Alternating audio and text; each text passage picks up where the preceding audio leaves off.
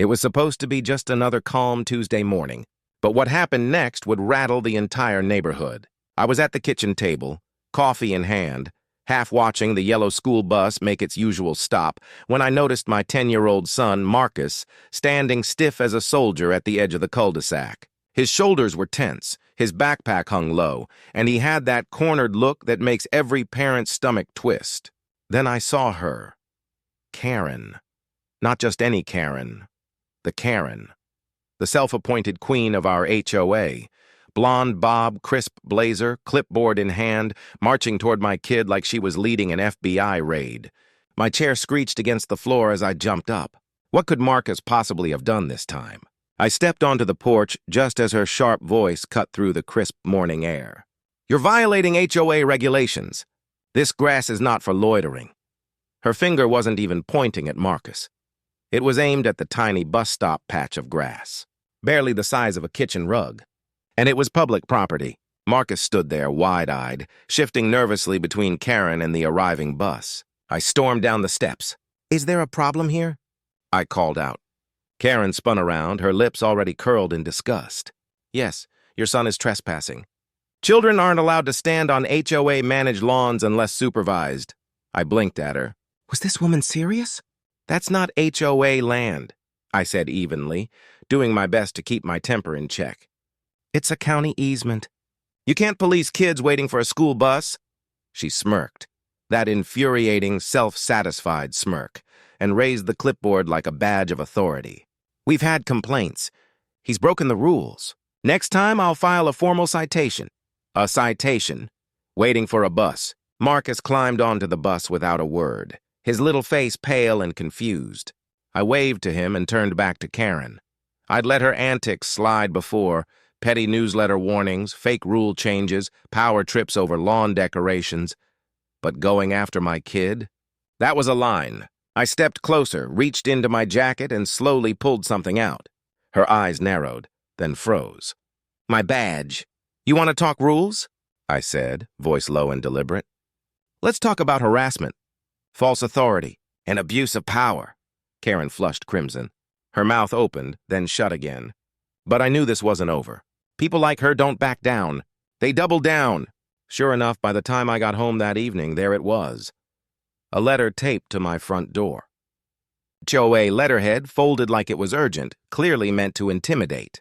Inside was a formal notice, citing my son for unauthorized use of HOA common space. It accused him of damaging grass, disrupting the peace, and, I kid you not, causing stress to community members. I laughed out loud. Then the anger kicked in. My wife Dana read over my shoulder and shook her head. "She's lost her mind," I nodded. "Oh, she's just getting started." The very next day at the HOA meeting, one I usually avoided, Karen was already at center stage. She stood before a dozen residents, clipboard in hand, reading as if she were delivering the gospel. "Children have been misusing common space. There must be consequences. I suggest a fine. For a 10-year-old standing on a patch of grass for 5 minutes. I raised my hand. She rolled her eyes like she couldn't be bothered. "Yes?" I stood up slowly. "Just a few clarifications. 1. That patch of grass is a county easement, not HOA property. 2. My son was waiting quietly for the bus. 3. I'm a detective." A few gasps rippled through the room. Karen's face stiffened. "I've reviewed the bylaws," I continued. "There's nothing in them that allows the HOA to threaten children at bus stops. That's a line no one should cross. And I have body cam footage from that morning. Full audio." She opened her mouth to interrupt, but I wasn't done. "So if you want to escalate this, file fines, report my son, or issue more threats, I'll gladly share that footage with the local news and the sheriff's department." The room went dead silent.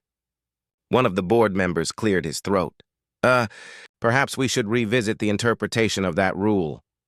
Karen said nothing. She just glared at me with daggers in her eyes while the rest of the room squirmed. I thought maybe that would be the end of it. I was wrong. 2 days later, Marcus came home upset. Apparently, Karen had handed out letters to the other kids at the bus stop. She was targeting them now, too. By Friday, the bus stop felt like a war zone, not with fists or shouting, but with paranoia, side-eyeing, and whispers. Marcus handed me a crumpled letter from one of his friends. Stamped with the HOA logo again, it claimed the kids were now under behavioral observation for repeated rule violations. Behavioral observation. For children. I immediately called Mrs. Feldman, another parent. She confirmed her daughter got the same letter. But this time she'd noticed something strange that morning on her walk. A tiny, unassuming rock sat near the sidewalk at the bus stop. But inside that rock was a camera. Karen had actually hidden a surveillance camera at the bus stop to film children. I don't know if she thought she was being clever or if she'd finally lost it completely, but this time she hadn't just crossed a moral line. She'd stepped straight into criminal territory. I drove over immediately, and there it was, tucked beneath the community mailbox, angled perfectly to capture every moment the kids spent there. I didn't touch it. Instead, I pulled out my phone, took clear photos from multiple angles, then called one of my contacts from the department. But before making anything official, I paid a visit to someone who'd always been close to Karen, Mr. Tripp. A quiet man in his 60s who rarely said more than a few words. But he was on the board and knew what was going on. I showed him the photos. He stared at them for a long moment, then lifted his eyes to mine. "She told us it was for traffic violations," he whispered. "I didn't know it was for kids." Something changed in him right then. Later that night, I received a text from Mr. Tripp, a short video clip. In it, Karen could be heard during an HOA Zoom call, practically bragging about her clever little camera and how she was going to catch those rowdy little rule breakers red-handed. The next HOA meeting was set for Saturday morning. When I walked into the community room, it was packed. I stepped up to the mic.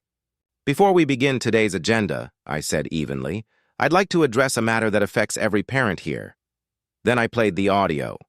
Karen's voice blared through the speakers, her laughter ringing in the room like nails on glass. Gasps echoed. One mother started to cry. A father shot up from his chair, furious. "You filmed our kids?" he shouted. Karen tried to talk over the uproar. "It was just for safety," she yelled, but no one was listening anymore. Mr. Tripp rose quietly from his seat and spoke into the mic. "I motioned to remove Karen from her position effective immediately for misconduct and unauthorized surveillance." The room broke into applause. But Karen wasn't about to surrender her imaginary crown so easily. As she stormed toward the exit, she turned to me and hissed, "This isn't over." And she was right. I thought exposing the camera would end it, that once the truth was out, she'd retreat and lick her wounds. But I had underestimated just how far she was willing to go. 3 days after the vote to remove her, I came home to find our community mailbox, a shared unit for 5 homes, wide open. Mail was scattered across the ground like confetti. One of the opened envelopes had my name on it. This wasn't random vandalism. It was targeted. I checked my porch camera footage, the one I'd installed months earlier. At 2:17 p.m., there she was, Karen, walking straight up to the mailbox in broad daylight, wearing gloves. She jiggled the lock, struggled, then forced it open with something metallic. This wasn't HOA business anymore. This was a federal offense. I contacted the Postal Inspection Service immediately and handed over everything: the footage, the timestamps, and statements from 2 neighbors who'd spotted her loitering near the mailboxes earlier that week. Then I informed the HOA's new acting president, none other than Mr. Tripp. By Friday, Karen was served with a no trespass order for all neighborhood common areas, including the bus stop. But the real poetic justice came the following week. I was off duty standing at the bus stop with Marcus when a patrol car pulled up. Not mine. A deputy I knew stepped out, nodded at me, and walked up to Karen's house. She was standing on her porch in her usual cardigan and pearl earrings, pretending everything was fine. But when she saw the deputy, the color drained from her face. He handed her an official warning, notice of a federal investigation. She slammed the door. But the damage was done. The neighborhood had turned against her. Parents were done. Kids were no longer afraid. Someone even painted a little wooden sign at the bus stop that read, "Children welcome." Karen, not so much. Marcus started walking a little taller each morning, and for the first time in weeks, the bus stop actually felt like a place of peace. Weeks passed. Karen kept to herself. Her precious clipboard was nowhere to be seen. And though the investigation is still officially open, the word around the block is that she's planning to move. The HOA is finally run by people who care about the community, not control it. I never set out to flash my badge or make a spectacle. But when someone tries to weaponize authority against children, that's where I draw the line. And this time, justice came with a well-deserved side of karma. If you've ever dealt with an out-of-control HOA or a real-life Karen, you know the struggle. Hit that like button if you were cheering when karma struck. Drop your wildest neighborhood story in the comments. You might just hear it next. And don't forget to subscribe. Because trust me, this isn't the last time justice wins and Karens lose.